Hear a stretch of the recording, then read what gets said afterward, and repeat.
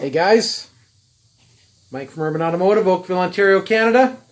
Here today to talk about suspension and parts. And I'm not an expert on it, but I did bring one in. Meet Paul. Hey guys, how's it going? Paul's from Monroe.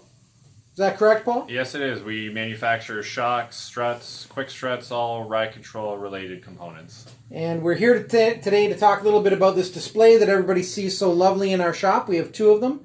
They're lit up, so they must be important. But what is the story behind it, Paul?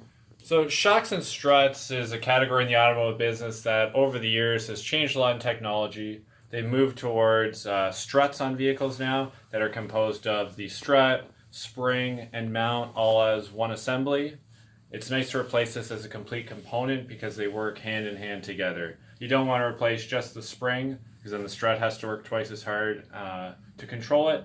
And the strut mounts, they're made of metal, bearings, and rubber. And if you're going to go to all the work of replacing the strut, you might as well do the strut mount at the same time. So we have complete assemblies available. Over time, these do wear out. They move up and down about 88 million times in 80,000 kilometers. That's a lot.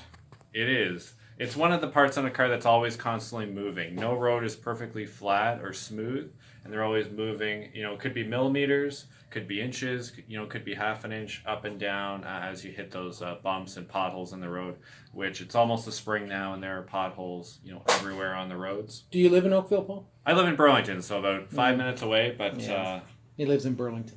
I travel a lot of roads in Ontario, and it doesn't matter where you go, there are potholes out there. Indeed there are. So how does, I won't give it away because I already know the answer, but does the strut assembly actually affect other components?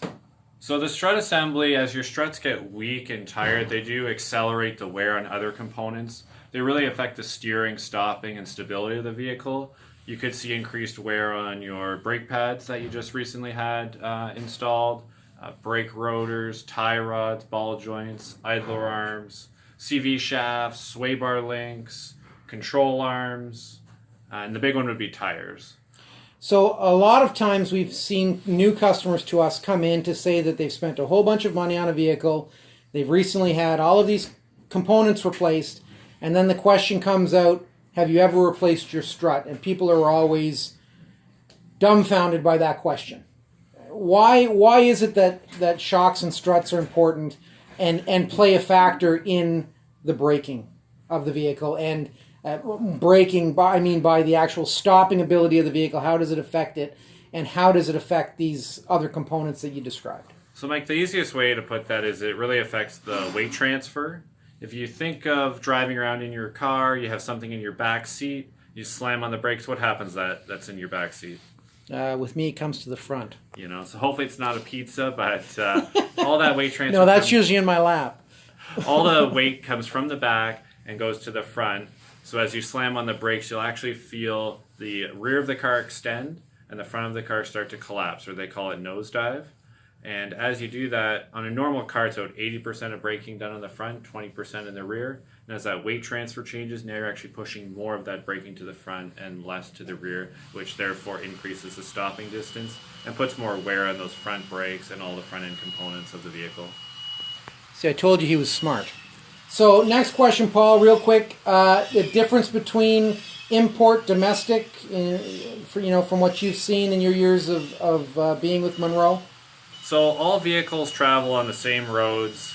Obviously some vehicles are made differently than others, but at the end of the day, a shock or strut, whether it's on an import or domestic, is still the same basic design, same basic principles. They do need periodic replacement as they are a wear part. Whether you're driving an import or domestic, the shocks and struts still function the same and should be inspected at 80,000 kilometers. Awesome, and as luck would have it, folks, we do that inspection here at Urban Automotive with our Peace of Mind service. So check us out, urbanautomotive.ca. Hit subscribe below. Please leave your comments below. If you have any questions or any other future thoughts of any videos you'd like to see, by all means, we'd love to help you. Thanks very much, Paul. Appreciate your time today. Thanks, guys.